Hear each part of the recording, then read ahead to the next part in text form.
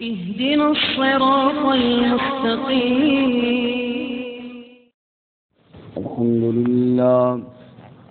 الحمد لله وكفى والصلاة والسلام على خاتم الرسل وسيد الأنبياء وعلى آله وأصحابه الأتقياء.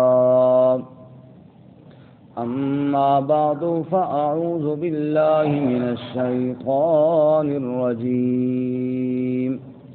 بسم الله الرحمن الرحيم. يا أيها الذين آمنوا توبوا إلى الله توبة نصوحا عسى ربكم أن يكفر عنكم سيئاتكم ويدخلكم جنات تجري من تحتها الأنهار يوم لا يخزي الله النبي والذين آمنوا معه نورهم يسعى بين أيديهم وبأيمانهم يقولون ربنا أتمم لنا نورنا واغفر لنا إنك على كل شيء قدير. يا أيها الذين آمنوا اے ایمان والو توبوا إلى الله توبة نصوحا توبہ کرو اللہ کی طرف خالص توبہ. عسى ربكم أن يكفر عنكم سيئاتكم امید ہے کہ رب تمہارا دور کر دے تم سے تمہاری برائیوں کو. وَيُدْخِلَكُمْ جَنَّاتٍ اور داخل کرے تمہیں ایسے باغات میں تجری من تحتها الانہار بہتی ہیں ان کے نیچے سے نہریں. یوم لا یخزی اللہ النبی والذین آمنوا معه اس دن اللہ رسوا نہ کرے گا نبی صلی اللہ علیہ وسلم کو اور ان لوگوں کو جو ایمان لائے آپ کے ساتھ. نورہم یسعی بین ایدیہم وبایمانہم نور ان کا دوڑتا ہوگا ان کے دائیں جانب ان کے آگے اور ان کے دائیں جانب.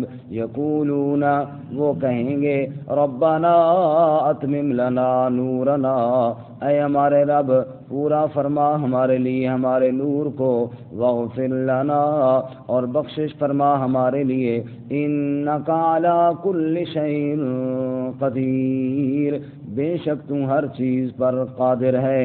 سبحان ربک رب العزت عما یصفون سلام علی المرسلین والحمد للہ رب العالمین. اللهم صل على محمد وعلى آل محمد كما صليت على إبراهيم وعلى آل إبراهيم إنك حميد مجيد.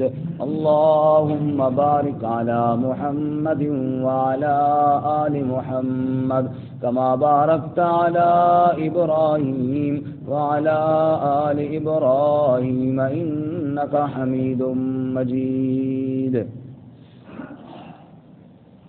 معزز سامعین، سورۃ التحریم کا دوسرا رکوع آیت نمبر 8 آپ کے سامنے تلاوت کی ہے. اللہ رب العزت اس کے مطابق صحیح بیان کی توفیق عطا فرمائے اور ہمیں قرآن و سنت پر عمل کرنے کی توفیق عطا فرمائے. گزشتہ سبق میں سنا آپ نے اے اہل ایمان اپنے آپ کو بھی اور اپنے گھر والوں کو بھی دوزخ کی آگ سے بچاؤ. پھر کافروں سے کہا کہ قیامت کے دن تمہاری معذرت قبول نہ کی جائے گی بلکہ جو تم نے اعمال کیے ان کی جزا اور ان کا بدلہ تمہیں ضرور دیا جائے گا. آج کے سبق میں اہل ایمان کو توبہ کی ترغیب دی گئی ہے کہ انسان سے غلطیاں اور کوتاہیاں تو ہو ہی جاتی ہیں. اللہ رب العزت نے توبہ رکھی ہے اور توبہ اللہ کا بہت بڑا انعام ہے کہ انسان سے جتنی غلطیاں بھی ہو جائیں، جب وہ سچے دل سے اپنے اللہ کے سامنے توبہ کرتا ہے تو اللہ اس کے گناہوں کو معاف فرما دیتے ہیں۔ توبہ کا معنی ہوتا ہے رجوع کرنا، لوٹ آنا، پلٹ آنا۔ اور میں اے لوگوں، اگر تم سے غفلت ہو گئی ہے اب بھی پلٹ آؤ، رب کا دروازہ اب بھی کھلا ہوا ہے۔ لیکن موت کے بعد تم معذرت کرو گے، جیسا کہ کل کے سبق میں گزر گیا، تو پھر وہ معذرت قبول نہیں ہوگی۔ اب تمہارے پاس موقع ہے، اب اپنے اللہ تعالیٰ سے معافی مانگ لو۔ اور توبہ کے بارے میں یہ بات ذہن میں رہے، کسی گناہ کو بھی چھوڑنا وہ اس لیے کہ اللہ تعالیٰ نے منع کیا ہے، اور اللہ تعالیٰ کے ڈر سے چھوڑنا، اس کو توبہ کہتے ہیں۔ کسی اور وجہ سے چھوڑنا، مثلا کوئی بندے کی صحت ہی خراب ہو گئی ہے، گناہ کی ہمت ہی نہیں رہی ہے تو چھوڑ دی ہے، یا بدنامی کے ڈر سے یا کسی لوگوں کے ڈر سے، وہ توبہ نہیں ہے۔ توبہ یہ ہے کہ بندہ اللہ کے ڈر سے چھوڑے اور اللہ تعالیٰ سے معافی مانگے کہ یا اللہ تو نے منع کیا تھا اور میں کر بیٹھا، آئندہ نہیں کروں گا، میرے اللہ مجھے معاف فرما دے، اس کو کہتے ہیں توبہ۔ فرمایا یا ایھا الذین آمنوا، اے ایمان والو، توبوا الی اللہ توبۃ نصوحا، توبہ کرو اللہ کی طرف۔ توبہ بھی کیسی؟ توبۃ نصوحا، پکی خالص توبہ۔ نصوحا کا معنی سچی توبہ، خالص توبہ۔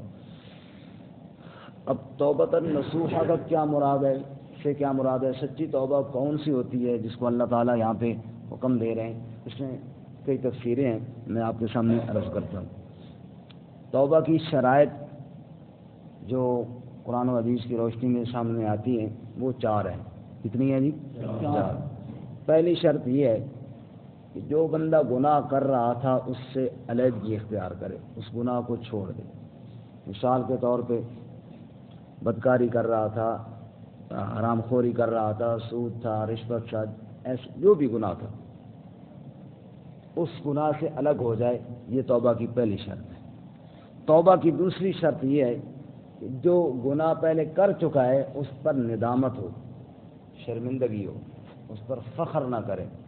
بعض لوگ اپنے گناہوں پر فخر کرتے ہیں۔ فخر کا مطلب یہ ہے، نعوذ باللہ، میری اگر کسی کے ساتھ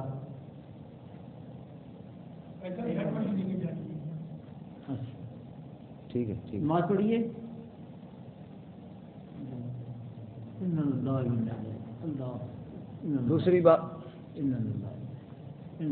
دوسری شرط یہ ہے کہ اگر دوسری بات یہ ہے کہ اگر گناہ کیا اس پر کیا کرے؟ ندامت اختیار، شرمندگی اختیار کرے۔ اگر کوئی بندہ فخر کرے کہ میں نے جناب فلانے آدمی کو جناب یوں کیا اور وہ کیا اور ایسا کیا اور میں نے فلانے سے لڑائی کی اور یہ کیا، اپنی باتوں پہ فخر کرنے والا، وہ گویا کہ توبہ کرنے والا نہیں ہے۔ اپنی گناہ پہ کیا کرنی ہے؟ ندامت، شرمندگی۔ تیسری شرط یہ ہے آئندہ گناہ نہ کرنے کا پختہ عزم کرے، آئندہ گناہ نہ کرنے کا پختہ عزم کرے، آج کے بعد میں یہ گناہ نہیں کروں گا۔ چوتھی شرط یہ ہے کہ اگر اس گناہ کا تعلق حقوق العباد سے ہے، بندوں کے حقوق سے ہے، تو اس کو ادا کرے۔ یہ کتنی شرطیں ہو گئیں؟ 4۔ جس توبہ کے اندر یہ 4 شرطیں پائی جائیں وہ ہے توبۃ نصوحا، وہ ہے خالص سچی توبہ۔ گناہ پر ندامت کرنا، گناہ کو چھوڑ دینا، آئندہ نہ کرنے کا پختہ عزم کرنا، اور حقوق العباد میں سے ہے تو اس کو ادا کرنا، اس کو کہتے ہیں توبۃ نصوحا۔ ایسی توبہ سے اللہ بہت خوش ہوتے ہیں۔ حدیث پاک میں آتا ہے اللہ تعالیٰ اپنے بندے کی توبہ سے ایسے خوش ہوتے ہیں جیسے کسی کا بیٹا، کسی کا بھائی عزیز جو باہر کہیں سفر پہ گیا ہو اور کئی سال کے بعد اچانک وہ گھر آئے، جیسے اس کی آمد پہ گھر والے خوش ہوتے ہیں، اللہ اس سے زیادہ اپنے بندے کی توبہ پر خوش ہوتے ہیں۔ اور ایک حدیث میں آپ صلی اللہ علیہ وسلم نے ایک مثال دی کہ ایک آدمی جو جنگل بیابان میں اپنی اونٹنی کے ساتھ جا رہا تھا اور اس کی اونٹنی کے اوپر سامان وغیرہ اور اس کا کھانا اور اس کا پانی بھی لدا ہوا تھا، اور جناب ہوا یوں کہ جنگل کے اندر اس کی اونٹنی گم ہو گئی اور وہ مارے پھرتا رہا۔ بڑا جنگل تھا، کوئی راستے کا نام و نشان نظر نہیں آتا تھا۔ وہ جناب ادھر ڈھونڈ ادھر ڈھونڈ ادھر ڈھونڈ، نہ ملی اونٹنی۔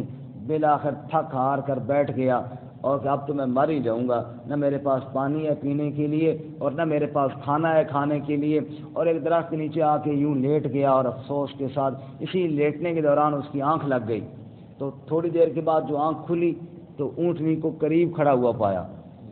اب اندازہ کرو کہ اس حالت میں بندہ کتنا خوش ہوا ہوگا۔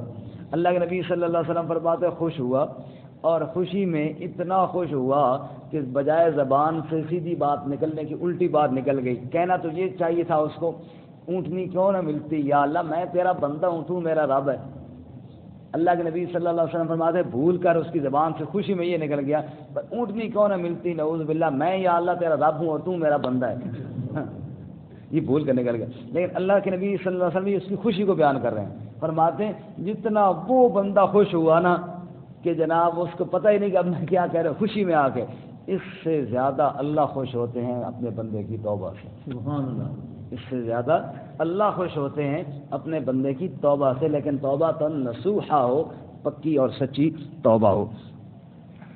حضرت سعید بن مسیب فرماتے ہیں کہ توبہ کی توبۃ النصوحہ، یہ مختلف تفسیریں ہیں نا توبۃ النصوحہ کی، ایک میں نے پہلے سن پھر عرض کرتا ہوں۔ فرماتے ہیں توبۃ النصوحہ کیا ہے؟ الاستغفار باللسان، زبان کے ساتھ توبہ کرنا، معافی مانگنا، زبان کے ساتھ معافی اللہ سے مانگنا۔ دوسری شرط الاقلاع بالابدان، بدن کو اس گناہ سے دور کر لینا، الگ کر لینا۔ تیسری شرط ترک العود بالجنان، دل کے ساتھ یہ ارادہ ہو کہ آئندہ لوٹ کر کبھی نہیں آؤں گا۔ اور چوتھی شرط یہ المہاجرت من سیء الاخوان، کہ جو بری مجلس ہے نا، گناہ والے جو دوست تھے ان کے ساتھ تعلق بھی سائڈ پہ کر لے گا، کیونکہ محفل کا بڑا اثر ہوتا ہے، محفل کا کیا ہوتا ہے؟ بہت اثر ہوتا ہے۔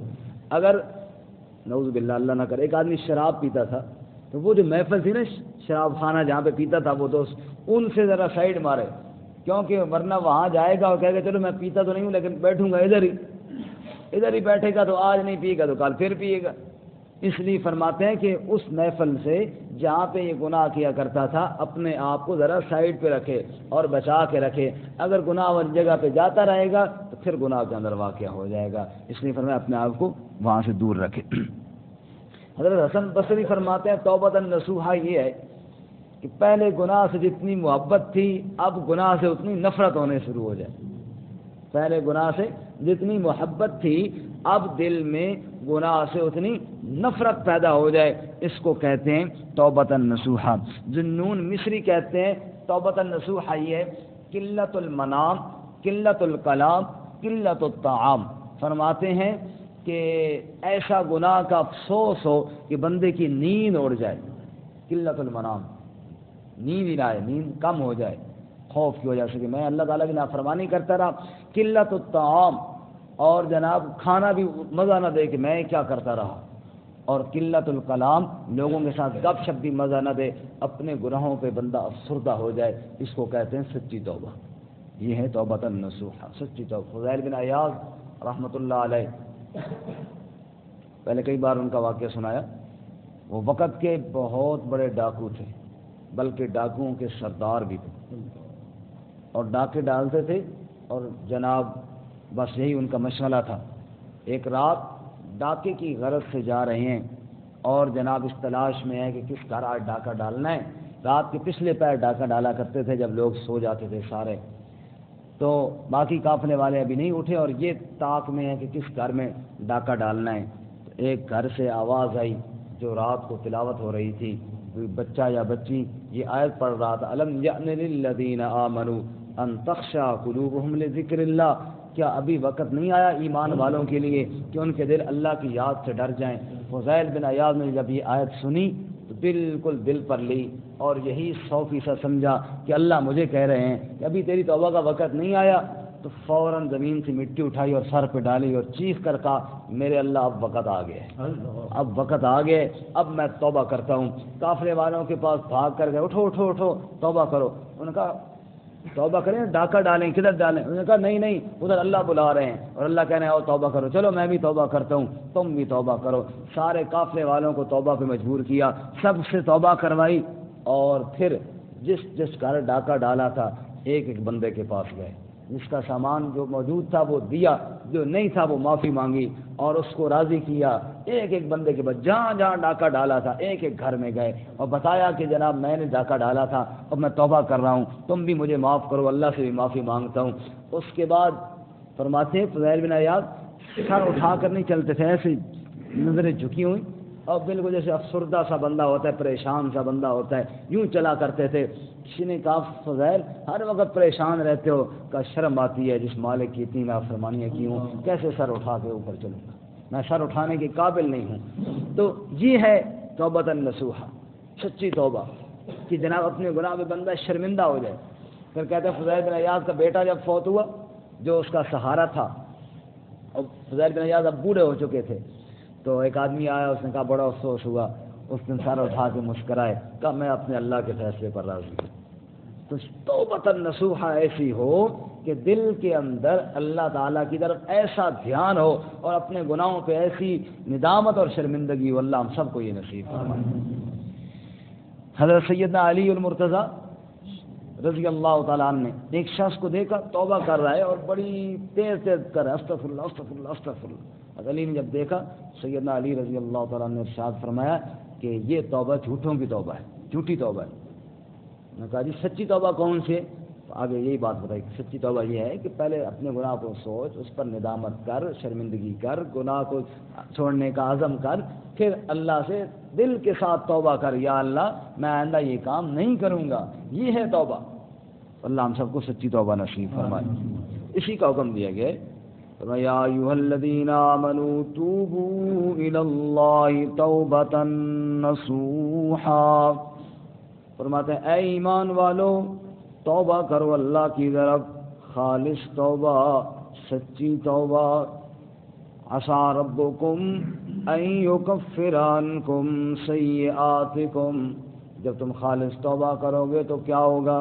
فرمایا عسیٰ ربکم، امید ہے، یعنی یقین ہے، ویسے تو امید ہے لیکن جب رب خود کہہ رہا ہے تو پھر یقین ہے۔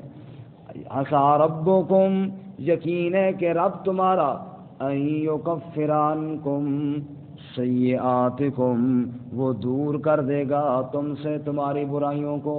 جب تم سچی توبہ کرو گے اللہ نامہ اعمال سے برائیاں مٹا ڈالے گا اور صاف کر دے گا، جیسا کہ حدیث پاک میں آتا ہے التائب من الذنب کمن لا ذنب لہ، گناہ سے توبہ کرنے والا ایسا ہے گویا اس نے گناہ کیا ہی کوئی نہیں ہے۔